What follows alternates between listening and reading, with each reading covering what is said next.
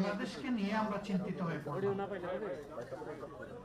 তাহলে কি আধিপত্যবাদের বিরুদ্ধে এই দেশে আর কোনো সংগঠন তার অস্তিত্ব টিকিয়ে রাখতে পারবে না? আমাদের একমাত্র দোষ ছিল আমরা আধিপত্যবাদ মেনে নিই। এবারও দেখবেন ভারতের তরুণরা রাস্তায় নেমেছে, ছাত্র রাস্তায় নেমেছে। সরকার বলে দিয়েছে এই আন্দোলন জামাতে ইসলামী উস্কায় দিয়েছে। আমাদের নিয়ে তাদের এত ভয় কেন? তাদের ভয়ের জায়গাটা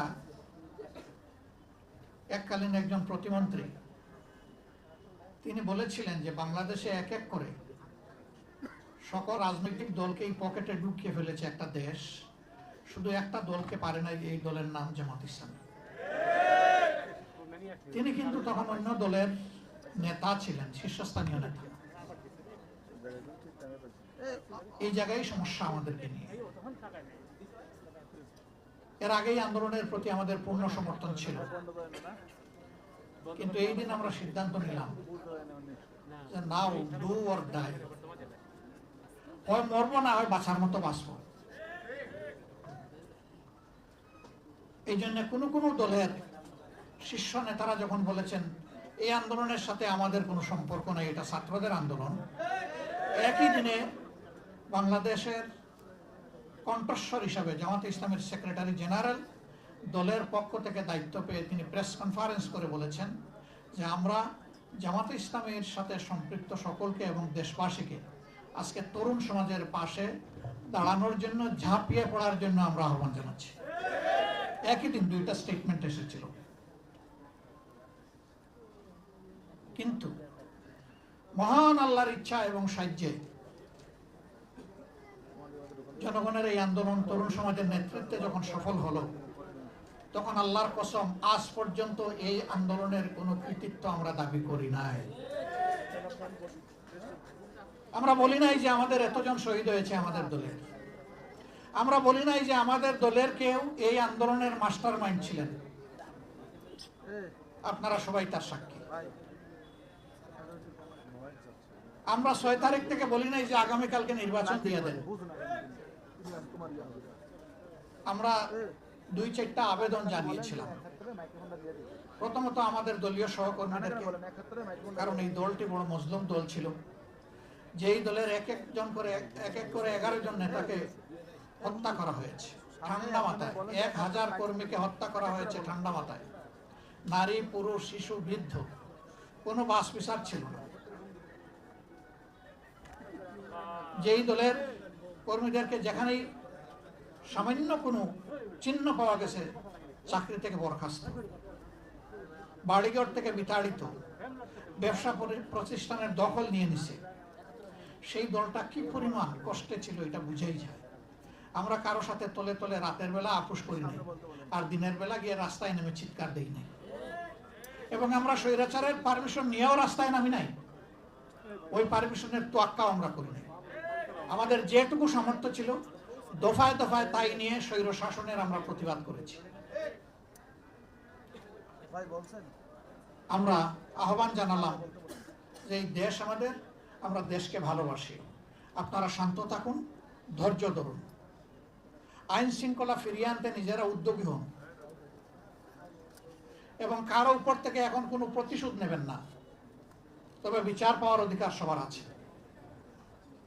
আমরা বিচার চাই, কিন্তু প্রতিশোধ চাই না।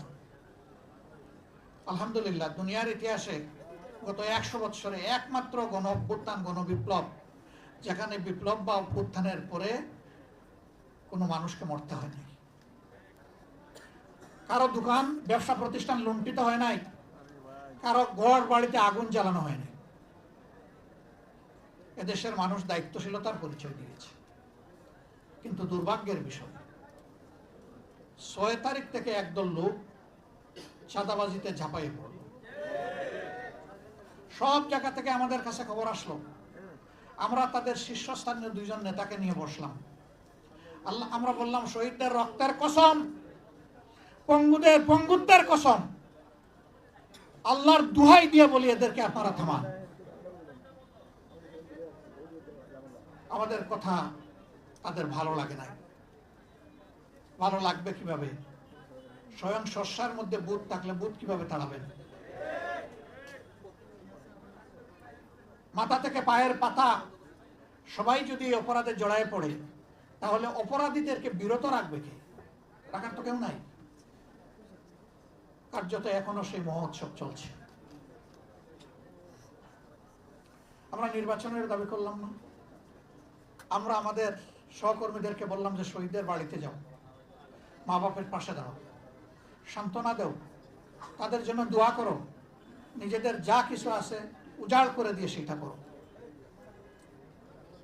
হাসপাতালে হাসপাতালে আমরা ছুটে বেড়ালাম, যারা কাতরাচ্ছে। এই যে একজন এখানে বলে গেলেন, তার মাথায় হাত দিয়ে জিজ্ঞেস করেছিলাম, তুমি এই কথাটা বলেন নাই যে এইভাবে আহত হয়ে পড়ে আছেন, আপনি কি মানসিকভাবে দুঃখিত নাকি কি বলবেন? আপনি বললো, আমি মোটেই দুঃখিত না, আমি সন্তুষ্ট আমার জাতির জন্য আমি যে রক্ত দিতে পেরেছি। আমি তো বেঁচে আছি, কিন্তু আমার সহযোদ্ধারা তো অনেকে চলে গেছে। আমি জিজ্ঞেস করেছিলাম, আরেকবার যদি জাতির প্রয়োজনে? বলছে, আরেকবার কেন, যতবার প্রয়োজন হবে ততবার বেরিয়ে আসো। পা কাটা হয়ে গিয়েছে। ঢাকা মেডিকেলে জিজ্ঞেস করেছি, তুমি তো আর পারবে না জাতির জন্য লড়াই করতে। কেন পারবো না? আমার তো একটা পা এখন আল্লাহ রেখেছেন, ওই এক পায়ের উপর ভর করে প্রয়োজনে জাতির জন্য আবার লড়াই করব। তাদের বদৌলতে পাওয়া এই নতুন বাংলাদেশে আমরা যদি তাদের সাথে বেঈমানি করি, আল্লাহ কি আমাদেরকে ছেড়ে দেবেন? আমরা সবাইকে আহ্বান জানিয়েছিলাম, এই শহীদ, এই আহতদেরকে সম্মান করুন, শ্রদ্ধা করুন, তাদের আকাঙ্ক্ষা বাস্তবায়নে এগিয়ে আসুন। এখানে একজন দাঁড়িয়ে বলেছেন যে যারা নিহত হয়েছে, শহীদ হয়েছে, তাদের মধ্যে বেশিরভাগ প্রান্তিক জনগণ, এমনকি তারা ছাত্রও ছিল না। একটা সংখ্যা ছাত্র, বেশিরভাগ শ্রমিক। সেই শ্রমিকের কি কোনো কোটার দাবি ছিল? তার সরকারি চাকরির আশা ছিল? সে ওটার জন্য যায় নাই, সে গিয়েছিল ফেসিবাদ মুক্ত একটা বাংলাদেশ দেখতে। আজকে সবই রয়ে গেল। সেই কোটা অত্যন্ত নিকৃষ্টভাবে এখন বাস্তবায়ন হচ্ছে। বিশ্ববিদ্যালয়ের বিষয়, জেলা পরিষদের প্রশাসক, তারপরে ব্যাংক, বিমা কর্পোরেশন, সরকারি বেসরকারি আধা সরকারি সেক্টর, সব জায়গায় এখন একদম নির্লজ্জ দলীয়করণ চলতেছে। এটাকে কোটা নয়?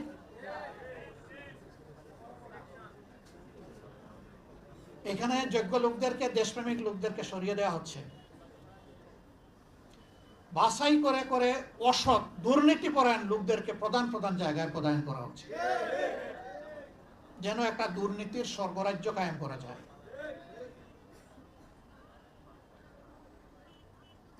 আমরা আজকে কি জবাব দিব এই শহীদ পরিবারের সদস্যদের কাছে? কি জবাব দিব জুলাই যোদ্ধাদের কাছে, যে আকাঙ্ক্ষা নিয়ে তারা যুদ্ধ করেছিলেন, তাদের সন্তানরা জীবন দিয়েছিলেন? আমাদের কি জবাব? চিঠি লেখে খালি হাতে যুদ্ধ গিয়ে জীবন দেওয়া আনাসের মা বাবার কাছে আমাদের জবাব কি? জাবের ইব্রাহিমের মা বাবার কাছে জবাব কি? রিয়াগুপের মা বাবার কাছে আমাদের জবাব কি? শান্তর মা বাবার কাছে আমাদের জবাব কি? আবু সাইদের সেই নিরীহ পরিবারের সদস্যদের কাছে আমাদের জবাব কি? মুগ্ধর পিতা এখানে আছেন, তার পরিবারের কাছে আমাদের জবাব কি? আমি ওনার প্রতি বিশেষভাবে কৃতজ্ঞতা আদায় করি। চেষ্টা করেছি আমি এবং আমার সহকর্মীরা গড়ে গড়ে শহীদ পরিবারে গিয়ে তাদের দোয়া নিতে। আমরা তাদের পরিবারেও গিয়েছিলাম, মেহরবানি করে ওনারা আমাদেরকে সুযোগ দিয়েছিলেন যাওয়ার।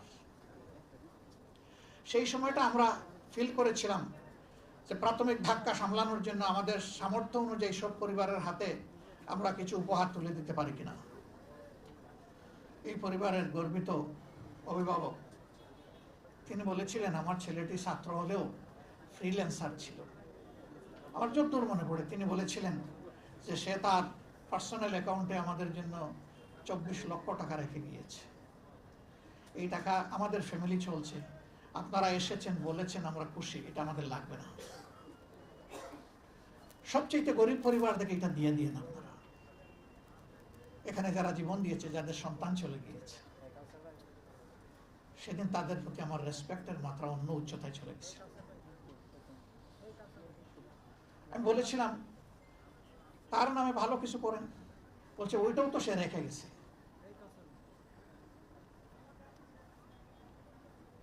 এই যে পবিত্র একটা আকাঙ্ক্ষা যে আমার ছেলে যে কারণে জীবন দিয়েছে, ওই কারণে সহযোদ্ধাদের প্রতি একটু সম্মান দেখালে আমি বরঞ্চ কৃতজ্ঞ হব, মানসিক প্রশান্তি পাব। এই পিতার মানসিকতাটা যদি আমাদের শাসক গোষ্ঠীর মনে আসে, তাহলে তারা তাদের দায়িত্ব পালনে এইরকম অবহেলা দেখাতেন না। আমাদের এই সহযোদ্ধারা কি শুধু এই জন্যই জীবন দিল, যুদ্ধ করলো, পঙ্গু হলো, সে এক দলকে তাড়াইয়া আরেক দলকে আমরা বসাই?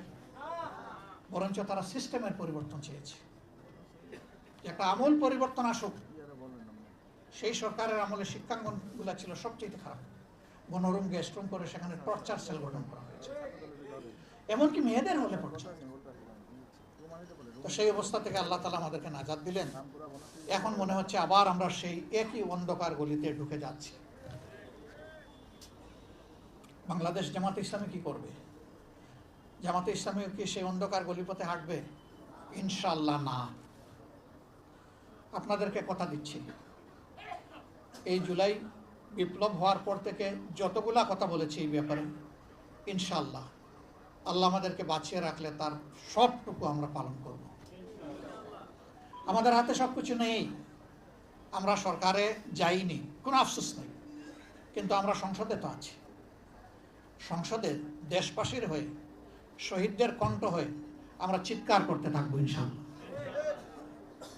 আমাদেরকে আপোষের অনেক প্রস্তাব দেওয়া হয়েছে, অনেক লোভ টোপ বিভিন্নভাবে দেওয়া হয়েছে, আমরা এ পর্যন্ত এগুলা ঘৃণা ভরে প্রত্যাখ্যান করেছি। আমরা বলেছি গণভোট আপনারা চাইলেন, আমরা চাইলাম, এখন আপনারা মানেন না, আমরা কিন্তু আমাদের জায়গায় আছি, আমরা এখান থেকে সরতে পারবো না, জনগণের সাথে আমরা বেইমানি করতে পারবো না, আমরা করব না। আপনারা দোয়া করবেন আমাদের ওয়াদার উপর আমরা যেন টিকে থাকতে পারি, এবং ইনশাআল্লাহ আমরা আশাবাদী, আমরা আস্থাশীল, গণভোটের গণরায় এই বাংলার জমিনে বাস্তবায়ন হবে ইনশাআল্লাহ। আমরা ইস্যু ছাড়বো না। দ্বিতীয়ত, যারা জীবন দিল, প্রতিশোধ চাই না, কিন্তু বিচারটা কি পাবো না? শুধু কারো বাবার বিচার, নিজের বিচার, মায়ের বিচার, বোনের বিচার, ভাইয়ের বিচার হবে, আর এই দেশের নিরীহ জনগণ শহীদ হয়েছে তাদের হত্যাকারীদের বিচার হবে না? সেই বিচারও ইনশাআল্লাহ এই বাংলার মাটিতে হবে। কোনো কোনো বিচার 50 বছর পরে হয়েছে এই দেশে, কোনোটা হয়েছে 21 বছর পরে। আমরা কথা দিচ্ছি এই বিচারও ইনশাআল্লাহ জয় দিন, জয় মাস, জয় বছর পরে হবে হবে হবে ইনশাআল্লাহ। আমরা এটাও ছেড়ে দিব না, এই দাবি আমরা ছেড়ে দেব না। আমরা ছেড়ে দেওয়ার কেউ নই, আমরা ওয়াদাবদ্ধ, এই ওয়াদা আমাদেরকে বাস্তবায়ন করতে হবে। আমরা সরকারের কাছে খোলা মনে আহ্বান জানাবো, ভুলভ্রান্তি মানুষের হয়, দলের হয়, সরকারের হয়, বিরোধী দলের হয়, সবার হইতে পারে। আমরা মনে করি সুস্পষ্টভাবে আপনারা জাতির সাথে দেওয়া কথা লঙ্ঘন করেছেন, আপনারা জাতির সাথে বিশ্বাস রক্ষা করেন নাই, আপনারা বিশ্বাসঘাতকতা করেছেন। আপনারা ফিরে আসেন, এই দাবি মেনে নেন, ডানাই বানাই বাদ দেন, এইটা ওইটা ডানে বামে চলা বাদ দিয়ে সোজা চলেন। জাতি কঠিন সংকটে আপনাদের পাশে থেকে এই দেশকে গড়বে ইনশাআল্লাহ, কারণ আমরা আমাদের দেশকে ভালোবাসি। আরেকটা কথা আমরা বলে দিচ্ছি, আমাদেরকে বিভিন্ন ভয়ভীতি দেখানো হচ্ছে, আপনাদেরকেও দেখানো হচ্ছে। আল্লাহর কসম, আল্লাহ ছাড়া কাউকে ভয় করি না। কেন ভয় করব? ফাঁসির তক্তার উপরে তো আমাদের নেতৃবৃন্দ দাঁড়িয়ে বলেছেন, সাবধান, অন্যায়ের কাছে মাথা নত করা যাবে না। আমরা ওই জায়গায় দাঁড়িয়ে আছি। আমরা মনে করি যে আমরা প্রতি মুহূর্ত ফাঁসির তক্তার উপরেই আছি, কিন্তু আমরা কারো কাছে মাথা নত করবো না ইনশাআল্লাহ। আমাদেরকে যাই করা হোক, যাই বলা হোক, আখের মনে রাখবেন যে সমস্ত শক্তি এবং কুওয়াতের মালিক হচ্ছেন আল্লাহ রাব্বুল আলামিন। এখানে একজন জুলাই যোদ্ধা, তিনি বলে গেছেন কোরআনের একটা আয়াত, কাম মিন ফিয়াতিন কালিলাতিন গালাবাত ফিয়াতান কাসীরাতান বিইজনিল্লাহ। বড়ত্বের দম্বে, অহংকারে কেউ যেন ফেটে না পড়ে।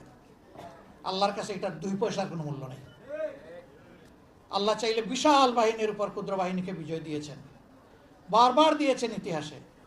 সে বিজয় তো আমরা দেখেছি। আমাদের সন্তানরা হাতের মধ্যে একটা দা কিরিস নিয়েও রাস্তায় নামে নাই।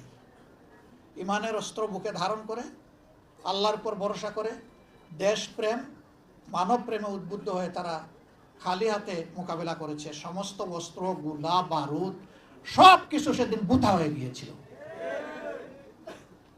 এটি বিশ্বের ইতিহাসে আনপ্রেসিডেন্টেড, এটার কোনো তুলনা নাই। এই দেশের মানুষকে, যুব সমাজকে মেহরবানি করে ভয় দেখাবেন না। জুলাই যোদ্ধাদের উপর আক্রমণ হচ্ছে বিভিন্ন জায়গায়, আমাদের উপর আক্রমণ হচ্ছে। দোষ আমাদের একটাই যে আমরা অন্যায়ের বিরুদ্ধে কথা বলতেছি। আক্রমণ করেন, অসুবিধা নাই। করতে করতে কে কোথায় যে পালায় আর ডুবে আল্লাহ তাআলা ভালো জানে। কিন্তু আমরা যা বলার জাতির অধিকারের জন্য আমরা বলেই যাব, আমাদের মুখ কেউ বন্ধ করতে পারবে না। আমি আপনাদের কাছে প্রিয় সংগঠনের পক্ষ থেকে গভীর কৃতজ্ঞতা জ্ঞাপন করছি। শহীদ পরিবারের যারা এসেছেন, জুলাই যোদ্ধা যারা এসেছেন, সম্মানিত অতিথিবৃন্দ আমাদের দাওয়াত কবুল করে এসেছেন, আল্লাহ তাআলা আপনাদেরকে উচ্চ মর্যাদা দান করুন। আমাদের প্রিয় শহীদদেরকে আল্লাহ তাআলা মুহাক্কিক শহীদদের তালিকায় অন্তর্ভুক্ত করুন। তাদের পরিবারকে আল্লাহ তাআলা ধৈর্য ধরার তৌফিক দান করুন। সারা বাংলাদেশে আল্লাহ তাআলা গড়ে গড়ে সেই রকম বীর তৈরি করে দিন। বীরদের আকাঙ্ক্ষা পয়দা হলে এই জাতি হবে বীরের জাতি, আর বীরদের আকাঙ্ক্ষা পদদলিত হলে এই জাতি হবে গুলামের জাতি। আমরা গুলাম হয়ে একদিনও বাঁচতে চাই না, গুলাম হয়ে 1 বছর 1 যুগ বাঁচতে চাই না, বরঞ্চ আমরা বীর হয়ে 1 সেকেন্ড বাঁচতে চাই। আল্লাহ তাআলা যেন সেই তৌফিক আমাদেরকে দান করেন। সম্মানিত বন্ধুগণ, নামাজের যেহেতু সময় হয়ে গেছে, কথা আমি আর বাড়ালাম না। আমি আবারও কথা দিচ্ছি, জীবন দিব ইনশাল্লাহ, জুলাই দিব না, জুলাই অন্তরে ধারণ করে রাখবো। আমরা পারি না শহীদ পরিবার এবং আমাদের আহত ভাইদের বোনদের পাশে দাঁড়ানোর, সবসময় ইচ্ছা থাকলেও আপনারা আমাদেরকে ক্ষমা করবেন। কিন্তু আমরা কিন্তু আপনাদেরই অংশ, আপনাদের এই পরিবারের সদস্য। আল্লাহ রাব্বুল আলামিন আজকের এই আয়োজনকে কবুল করুন।